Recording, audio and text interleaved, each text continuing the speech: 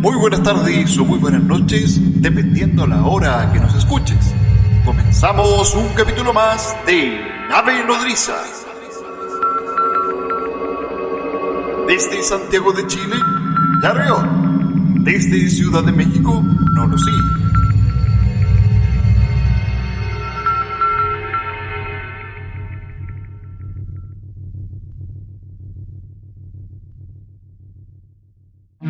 Muy buenas tardes o muy buenas noches, queridos amigos. Nos encontramos nuevamente en un capítulo de Nave Nodriza junto a nuestro querido amigo Nolosí, hoy en día en Santiago de Chile haciendo una visita, ¿cierto? Una visita express. Aprovechamos de grabar este capítulo el día de hoy. ¿Cómo estás, mi querido amigo Nolosí? ¿Qué tal, Yarriot? Aquí muy contento de estar contigo. Estamos en los controles juntos en este momento del caluroso Santiago de Chile, Yarriot, en esta nueva edición, en nuestra nueva parada que nos da la Nave Nodriza, empezando el año, Yarriot, el primer capítulo de este 2025, un capítulo más en donde estaremos nuevamente, Yarriot, haciendo una conversación más bien de tono relajado. Exacto. Haciendo también unas proyecciones tal vez de lo que pueda venir más adelante en este año, sobre todo, como comentábamos la otra vez, Yarriot, un año 2024 en donde se vino a reafirmar que realmente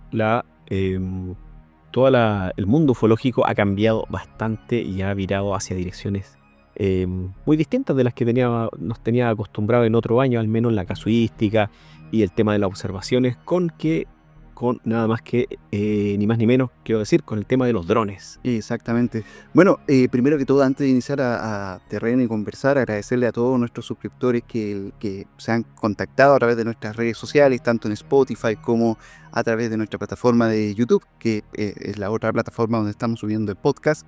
Agradecerle a todos ustedes por los mensajes, los lindos mensajes que nos fueron enviados y que fueron entregados hacia nosotros, ¿cierto? Y agradecerles mucho porque, bueno, es verdad, nosotros dejamos por bastante tiempo hacer este podcast, pero bueno, ver esos mensajes nos dan un nuevo aire para poder seguir remando y seguir, digamos, construyendo este programa, mi querido Nolosí. Quería decir eso porque de verdad fue bastante buena la llegada, ¿cierto? Los mensajes fueron muy lindos. En Spotify, ¿cierto? Nos llegaron bastante hartos mensajes también y en YouTube.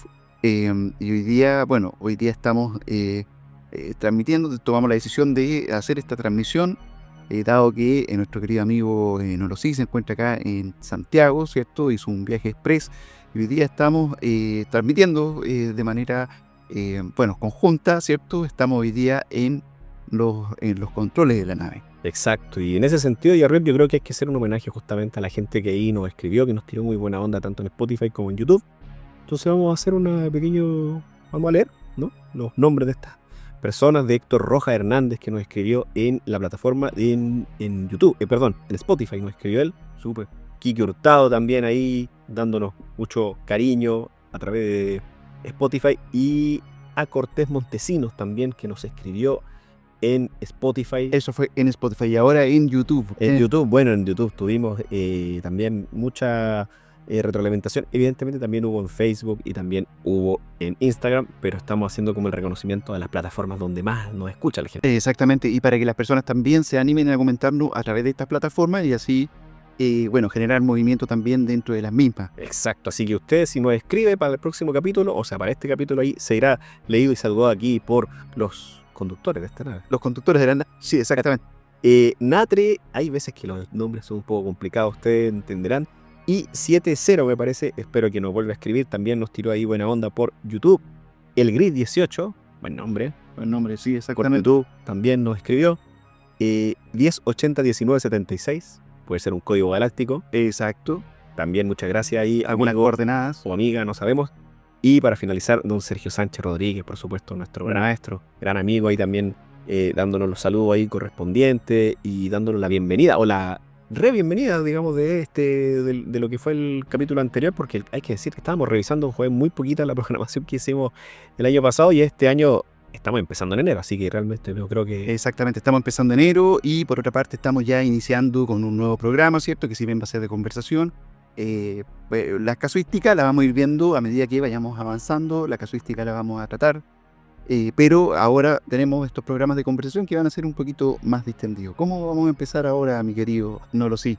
Exactamente, ya me parece que podríamos volver a retomar un poco lo que hablamos en el capítulo pasado, lo que estuvo sucediendo entonces con este tema de los drones, o drovnis, como se le conoce prácticamente en el mundo ufológico. Si notamos realmente, al menos en el ámbito noticioso, ha bajado bastante la información respecto a eso, o hay muy poca información. Se empezaron a ver luces también en otros lugares del mundo, como en Europa. En Dinamarca, por ejemplo, hubo algunos avistamientos. Y en Estados Unidos, si bien siguieron sucediendo avistamientos, creo que en la costa oeste, fue apagándose bastante el tema en las últimas semanas. Yo te diría más de los últimos 8 días para atrás. Si buscamos información, ustedes podrán notar que ha sido bastante desechada por los medios de comunicación, lo cual no quiere decir que no sigan existiendo. Evidentemente, yo vi algunas imágenes ya que me parecieron bastante interesantes, porque en los primeros, cuando hablamos la otra vez de estos casos, yo no había visto imágenes que se fueran tan interesantes. Sin embargo, empecé a ver algunas en California, por ejemplo, donde los objetos que se mostraban tenían comportamientos que sí llamaban bastante la atención. Por ejemplo, algunos tipos de aceleraciones, por ejemplo, o también objetos que directamente, estas luces nocturnas que tendían a aparecer y a desaparecer, o aparecer en un punto determinado y luego aparecer en otro punto determinado. Empezaron también a hacer este tipo de formaciones que hemos conocido, los famosos triángulos de la oleada de Bélgica de los 90. Creo que eso sí fue un poco novedoso para mí desde el último capítulo que hicimos hacia acá.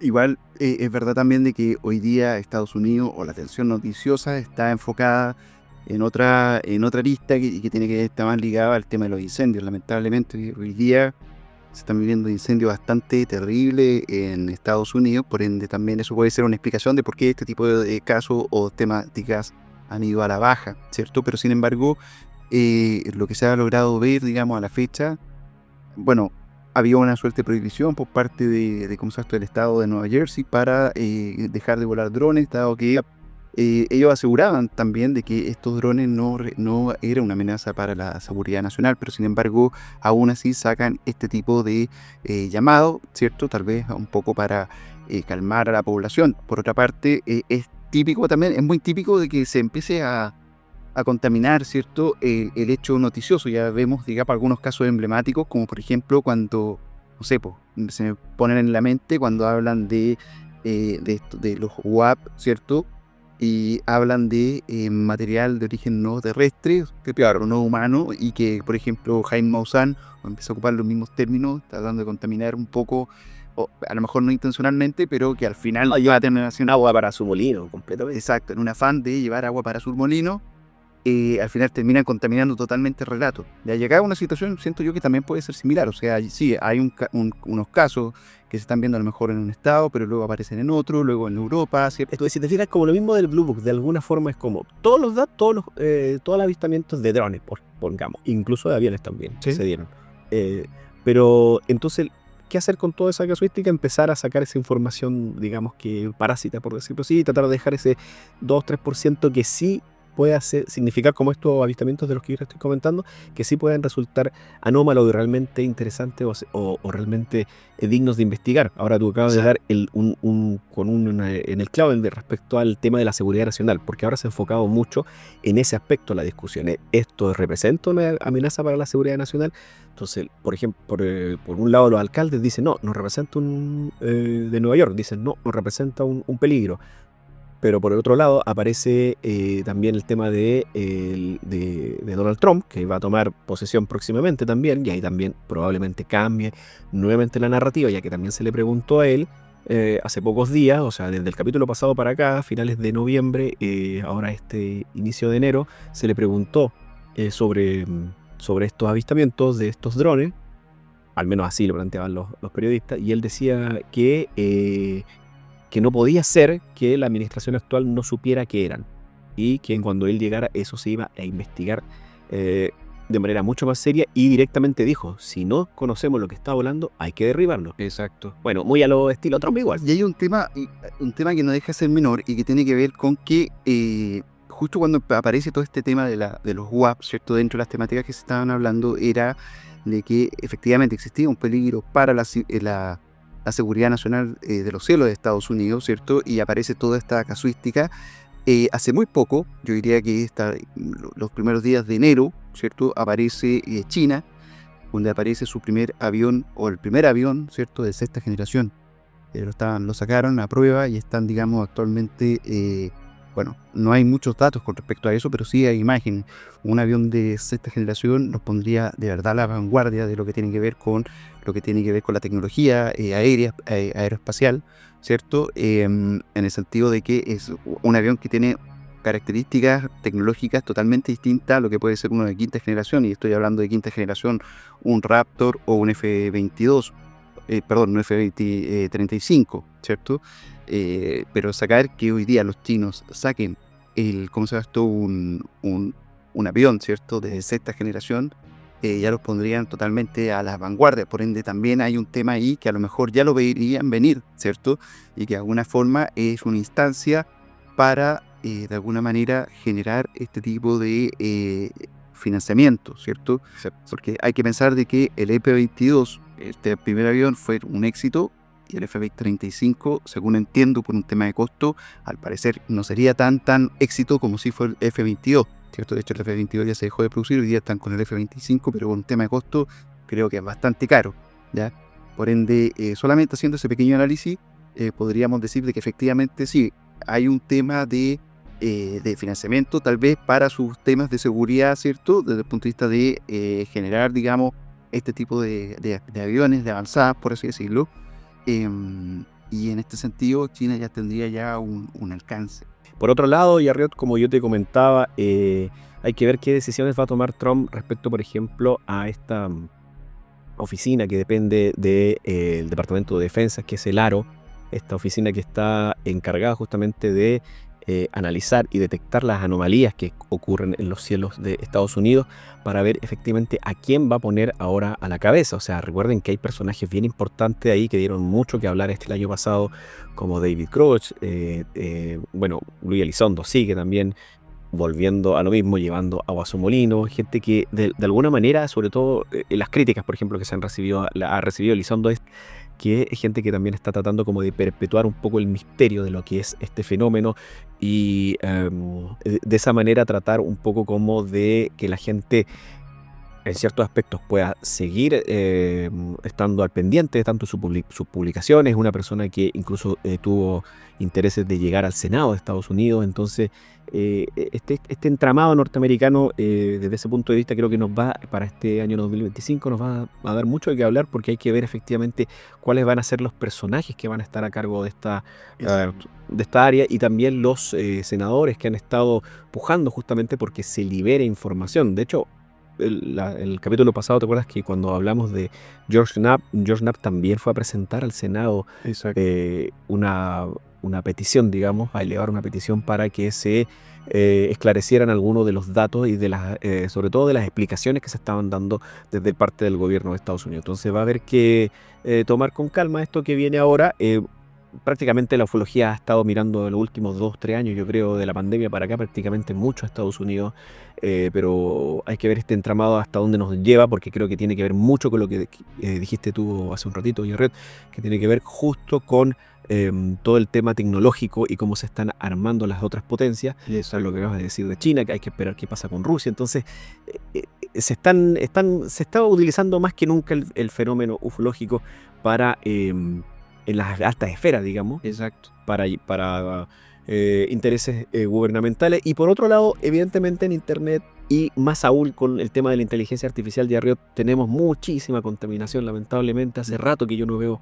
Ese es un desafío, yo creo que para estos tiempos. Un video bueno, o sea, te estaba hablando hace rato de los drones, digamos, al menos analizado así a priori, de estas luces que desaparecían o que se movían a altas velocidades, o las que formaban los triángulos. Pero digamos, sacando esa área, digamos, de observaciones, hace rato que no veo como un buen video tomado, no sé, por decirte algo, en algún lugar de Latinoamérica o acá mismo en Chile, algo que se haya filtrado que no tenga que ver necesariamente con desclasificación de los gobiernos, y no porque eso esté mal, pero siento que está muy contaminado ahí y podemos estar enfrentándonos a cualquier otra cosa realmente. Es que hoy en día, en virtud de los tiempos, el tema de la inteligencia artificial, el tema de disponer, digamos, de dispositivos audiovisuales, a rato uno podría pensar que son cosas que van a beneficiar y van a ser positivas para lo que efectivamente es el fenómeno OVNI, porque podemos ocuparlos como herramientas o herramientas instantáneas para poder tener un relato,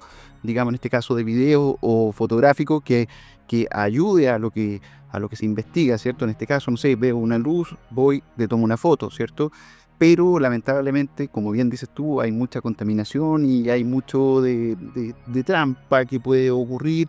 Y de hecho yo creo que hoy día eh, ese es como el gran enemigo, creo yo, dentro de lo que tiene que ver con el análisis fotográfico. O sea, siempre van a haber personas pues, que van a querer, digamos, tener este tipo de, como por así llamarlo, de primicia, y que esa primicia de alguna manera sea lo suficientemente sensacionalista con la finalidad de que, no sé, tengamos una buena imagen. Entonces, hoy día yo siento que estamos en un momento, bueno, en realidad como todo, como la información en sí, ¿cierto? Como la información en sí, que todos tenemos la información disponible, pero no por eso esa información va a ser fidedigna, ¿cierto?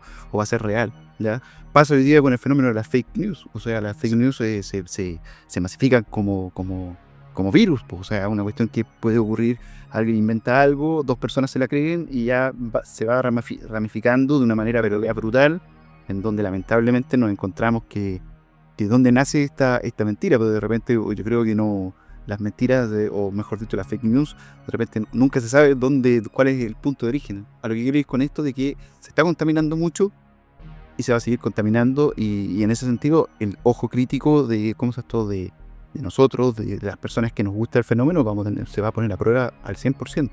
Completamente, completamente. De hecho, estaba ahora recordando un poco un par de fotografías que subió nuestro gran amigo y Marcelo Moya, también un saludo para él, un gran analista de imágenes que también mostraba hace un pocos días que, claro, hay veces que como él vive en zona costera, mostraba como a veces un buque, por ejemplo, podía ser confundido. Es que también hay a veces confusión genuina, digamos. O sea, hay sin mala intención toma una fotografía, parece que ve una sombra, parece que fuera una entidad, en ese caso parece que fuera un objeto que está en el mar, los famosos OVNIs que están muy en boga ahora, pero claro, eso yo lo considero bueno, o sea, es parte de. Creo que no hay una intencionalidad. Ah, bueno, sí, sí, es verdad, es verdad.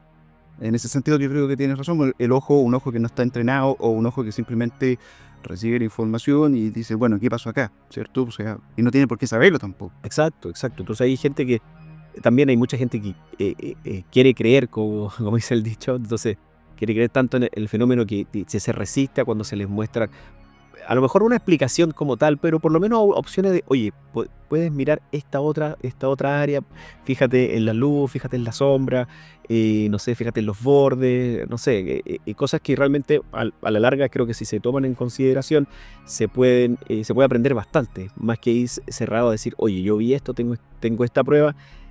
Dime que realmente es algo cierto, ¿no? Entonces, al final creo que si lo vemos con ojo crítico y estamos abiertos también a explicaciones, no porque el fenómeno no exista, al final nosotros estamos acá también porque creemos que el fenómeno como tal tiene una meta-realidad, no sabemos de dónde viene y qué es exactamente, pero creo que estar abierto a las explicaciones también vale mucho la pena, sobre todo con investigadores que nos muestran ese tipo de cosas. Por otro lado, no lo sé, está este tema de que según entiendo, Luis Elizondo lo habían propuesto para que en el gobierno de Donald Trump sea director del ARO, esta agencia, ¿cierto?, que está encargada de investigar estos fenómenos UAP.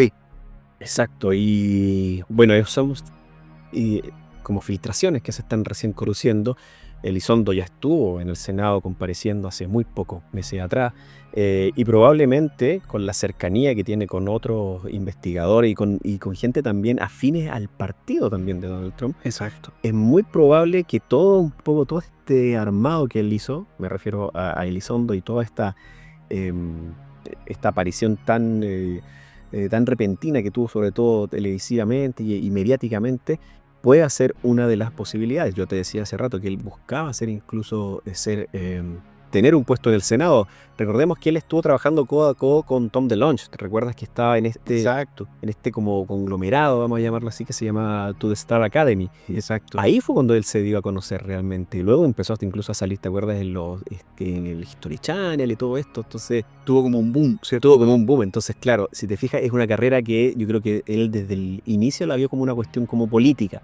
Ahora, que él entre en el aro, aunque suena un poco extraña en esta organización, aunque él esté a cargo, yo tampoco tengo muchas como, no sé, no me da tampoco como muchas intenciones o ideas de que esto pueda resultar como una desclasificación que venga desde adentro. Yo creo que más desclasificación de la que se ha hecho por parte de Estados Unidos no vamos a tener, sobre todo por la cuestión tecnológica y geopolítica que tú comentabas hace rato. De seguridad nacional. Pero por otra parte, igual sería interesante que se asumiera ese tema, ¿cierto? Porque dentro de las teorías que se hablan, ¿cierto? De este gobierno bajo el gobierno, por así decirlo. Eso sería como una excusa, ¿cierto? O más que una excusa sería como su... Pero que de alguna manera sería bueno tenerlo ahí en el sentido de que sí, pues, ¿cuáles serían las puertas que le abriría? Como con la finalidad de tener información, con la finalidad de no tocar aspectos que tienen que ver con seguridad nacional, ¿ya? Y acá en el sentido de que si existen, digamos, estas naves, si existen estos seres, también existe tecnología que van más allá de nosotros, por ende, son tecnologías que han hecho con ellas. ¿Las han ocupado en qué? Justo ha habido la retroingeniería, ha existido realmente, qué tan probable es que se haya, con la tecnología que tenemos hoy en día, qué tan probable es que se haya utilizado, qué tan complicado es. O sea, ¿se ha recuperado esos metamateriales? Hay pruebas de que, bueno, toda esta gente, David Luch lo dijo, o sea, estos materiales se han recuperado. ¿Para qué ha servido? ¿A cuántos años más adelante se podría ver el resultado? ¿A qué nos va a llevar? Está el caso también de Elon Musk. O sea, está muy, muy metido con el tema gubernamental. Y ahí se vuelve peligroso este relato, pues, porque en realidad estamos hablando de un empresario que la ambición tiene harta y no le sobra. O sea, tenemos que pensar, es una persona que se propuso participar en el gobierno y hoy día va a ostentar un cargo, si bien va a estar con otra persona más, pero va a ostentar un cargo, ¿cierto? Es un empresario, o sea, lo están metiendo y él una persona reconocida, que hay hartos proyectos que él tiene ahí en carpeta. Entonces, en ese sentido, se vuelve interesante, se vuelve también peligroso. Ahí él va a tener que caminar ahí sobre vidrio, dado que vamos a estar hablando de lo que diga, lo que salga, puede pegarle no solamente a él, sino que le va a pegar, digamos, a cualquier, desde la política norteamericana hasta cómo ellos han tomado ese tema, cómo lo han de alguna manera capitalizado. Porque es verdad que hemos tenido una serie de cómo estos avances tecnológicos a través del tiempo. Es verdad que también la humanidad es capaz de poder también realizar esos temas, ¿cierto? Pero si es que hay algo de eso, o sea, dentro de la trama existe de que fueron apoyados, o más que apoyados, fue a través de esta ingeniería inversa, o sea, estaríamos hablando igual de que, bueno, tomaron ventaja y ahí la carrera sería distinta. Claro, y tendrían una ventaja en teoría, a priori, a años luz avanzada, pero no sabemos. Estamos navegando ya por un tema bien especulativo. Y yo creo que este año, al menos en ese aspecto de la ufología, nos vamos a mantener muy parecido, yo creo, a lo que fue el 24. Y evidentemente hay gente y ustedes mismos que nos escuchan, saber de cómo ven el vaso, medio lleno, medio vacío, respecto a la existencia o al reconocimiento del fenómeno. El reconocimiento del fenómeno yo creo que ya está. Ahora, hay gente que quiere que prácticamente que sea el día del contacto final. Yo creo que ahí estamos, ahí es otra cosa, porque ahí tendríamos que realmente validar por completo la teoría extraterrestre, y la teoría extraterrestre es una de las tantas teorías que hay. Y por otra parte, también hablar de que, bueno, puede que exista, o a lo mejor puede que no exista un contacto final, pero sí puede existir vestigios de un contacto final, ¿me entiendes? Claro. Que efectivamente no tengamos estos seres, digamos, per se, relacionándose con nosotros, sino que tenemos los vestigios de las naves que en algún momento... Que lo hubo. Exacto, que visitaron, ¿cierto? Y ese otro relato. Como la teoría de los viajeros del tiempo. Exacto. O sea que, de hecho, yo he estado últimamente como muy inclinado a esa teoría, después de estar como navegando y estando ahí mucho sobre la teoría psicosocial. Esa podría ser una posibilidad. Puede ser una posibilidad. Por lo esquivo que se muestran, por la forma en la que se muestran, porque parece, a veces, en los últimos tiempos, o sea, la gente está diciendo, bueno, es que estoy viendo luz, estoy viendo... Bueno, a mí me llama la atención cuando dicen naves, es como que lo siento como muy presuntuoso de alguna forma, o tal vez ingenuo hasta cierto punto también. Entonces creo que hay que ser como lo que hablábamos en un principio de este capítulo, Jared, como muy con mucho ojo crítico para realmente observar lo que se nos está mostrando, sobre todo por la tecnología que tenemos hoy, eh, e ir con calma, porque yo creo que este año va a ser un año en donde se van a polarizar todavía mucho más los que creen que por esta aceptación de que por los gobiernos que hay un fenómeno que no se puede reconocer y que eventualmente está fuera del alcance de los gobiernos y también de la explicación científica o humana, se confunda también con que el fenómeno como tal se va a demostrar, que prácticamente va a aparecer una nave y va a aterrizar aquí en la Plaza de Armas. O sea, poco menos, no, probablemente creo que en ese aspecto hay que hacer esa revisión o revisitar las otras teorías como la que mencionabas tú, que puede ser viajeros del tiempo, efectivamente, que puede ser que se constate con toda esta información que se está dando en los últimos años, que se constate que es un fenómeno que nos ha acompañado por mucho tiempo y que probablemente sea más terrestre que extraterrestre como tal. Así es, mi querido Nolosí. Sin duda, este tema este año también se viene prometedor en el sentido de que va a mantener a lo mejor la misma dinámica y el mismo ritmo del año 2024. Pero bueno, queridos amigos, muchas gracias por haber escuchado este último capítulo de Nave Nodriza. Muchas gracias también por mantenerse ahí en pies y escucharnos siempre. Y nada, pues nos vemos pronto, muy pronto, en una nueva edición de este programa, Nave Nodriza. Exactamente, Jarry. Probablemente tengamos todavía un nuevo capítulo, una nueva estación donde detenernos aquí en Santiago de Chile con un nuevo capítulo. Estamos también buscando hacer capítulos también clásicos como los que hacemos de casuística internacional, algún caso que queda ahí de pronto rezagado en la temática ufológica, pero que son bastante interesantes de revisar y reconocer. Así que vaya el saludo para toda la gente. Recuerden que si nos escriben en la caja de comentarios de Spotify, exacto, y de YouTube, aquí en el próximo capítulo lo podemos ahí saludar a cada uno de los que se haga presente. Exactamente, pero tampoco vamos a olvidar a los clásicos, ¿cierto? Que siempre nos han seguido, sobre todo en Instagram, nos han tirado siempre mucha buena onda.